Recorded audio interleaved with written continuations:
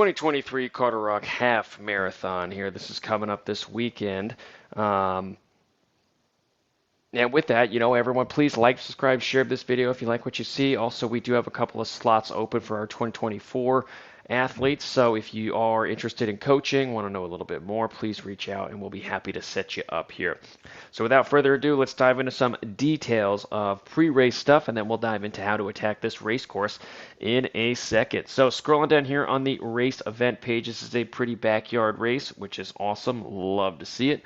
There is a virtual racing option. There's finisher medals, t-shirts, and chip timing at this race. The race time for us, the half, is going to be at 8 a.m.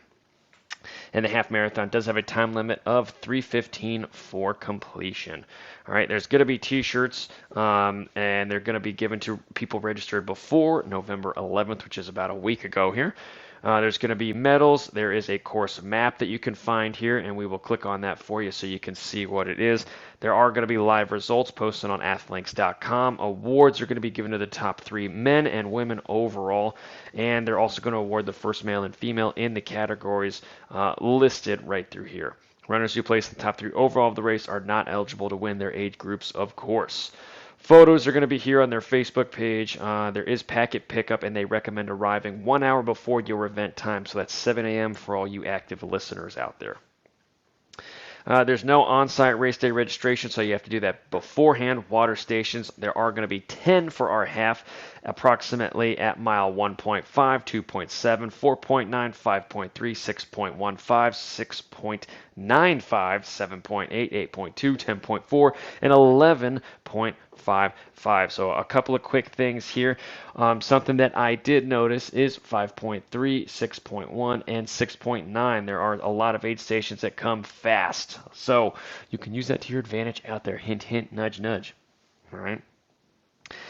They do say that some of the aid stations are going to have Gatorade and some are going to have water. It's going to be a kind of mix and match. So the aid stations that do have Gatorade out there, I would definitely get them when you could. Also, when you do check in, I would ask to see where they are on course, if they have any details on that. Always good to know beforehand if possible, but if not, then not. Then you got to use what you can out there on race day. Weather is going to be posted the Thursday before the race on their Facebook page, and again, that is clickable out there. They also list directions to the parking lot area, and this is the the course map that they have provided for us out there. You can see the elevation right through here. We're going to dive into a more specific race map for us. You can see this is our start and finish. It is an out and back race course here. Now, we're going to dive into some cool things here. So the first mile right here, I would use this as a warm-up if you aren't able to get a warm-up in.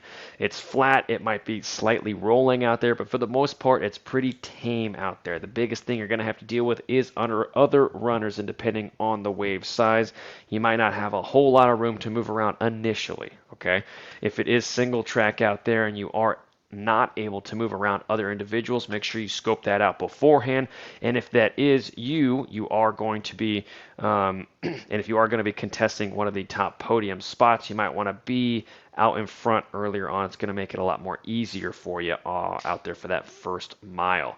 Don't overdo it, because that next mile that we have out there on race day is it's pretty much a downhill. There are going to be some uphills mixed in there. So again, for mile 1 to 2, you should have your pace a little bit higher, but it should come naturally. It shouldn't be a forced thing. Watch your form here. Don't let your legs slide out from under you. Don't let your arms waft out when you're running, turn into a parachute out there. And again, just be smart at this point in time. You don't want to totally be crushing your paces out there. Watch your heart rate, watch your cadence, make sure things are in the correct zone that they need to be.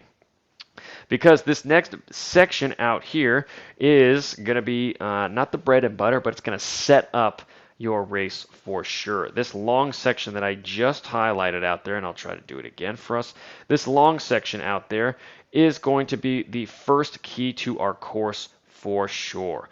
If I can unhighlight that, that'll look a whole lot better. There we go.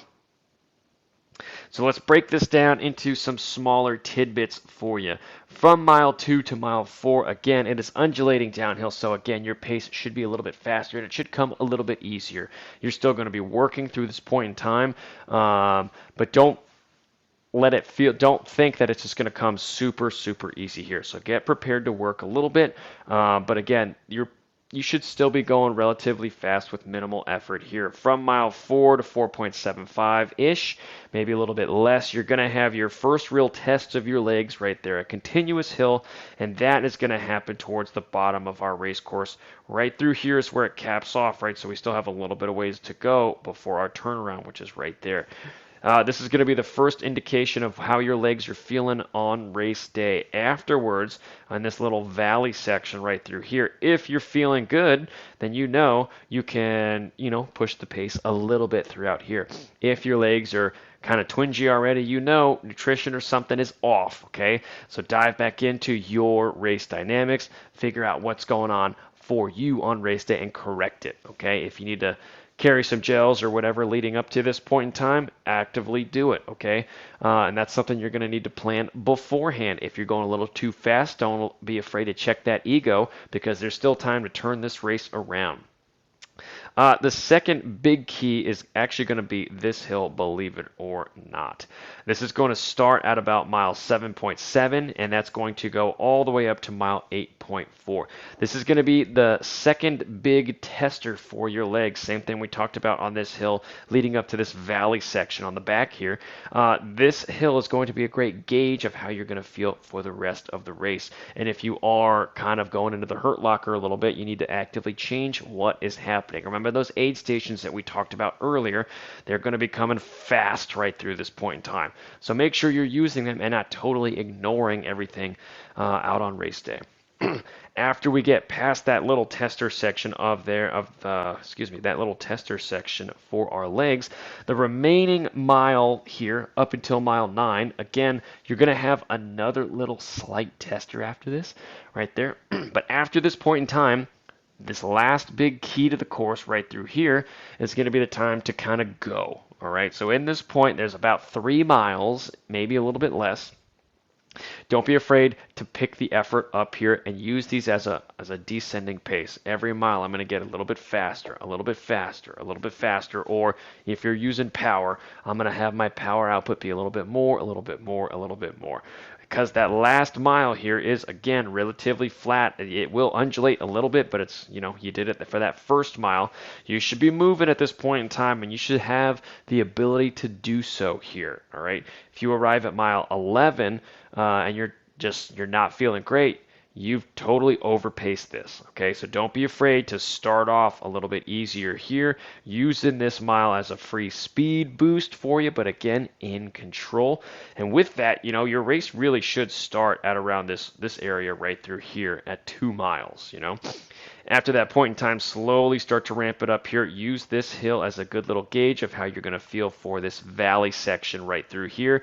After that, use this hill right here as a gauge for the rest of your run. If you're feeling good, all systems go. If not, figure out what's wrong and actively fix it for this section right here. Biggest key on course, that's going to be where you're catching a lot of people or putting distance on some people that are further behind you at this point here. I guarantee some people are going to come on strong, and a lot of people are going to be very disappointed through this section if they're not going fast enough here. So again, you want to keep your enemies, let's call it, you want to keep them in sight over the course of this whole race. And when you get to about mile 8, that's going to be when you're going to be starting to reel them back in. Or if you're on the other side of the coin, if you are in the lead, right, you're going to want to, actively keep putting distance between some of these athletes here. And again, you can kind of play with them a little bit. And on this point here, maybe you play the suffer card and you see what's going on with them. Actively have them bridge the gap and really push the pace here, explode their legs on purpose. And then from mile 10 to mile 11, be right there. Mile 11 to mile 12, really put the hurt on them and then finish it nice and strong there. So that is the 2023 Carter Rock Half Marathon. Have a blast out there. there. It is a classic race, and it's one of the backyard favorites in the DC area. Good luck, everybody. And remember, if you need some coaching advice or just some coaching for the 2024 season, we do have a couple of slots available on our rosters left for the 2024 season. Good luck, everybody, and I hope you have a great race out there.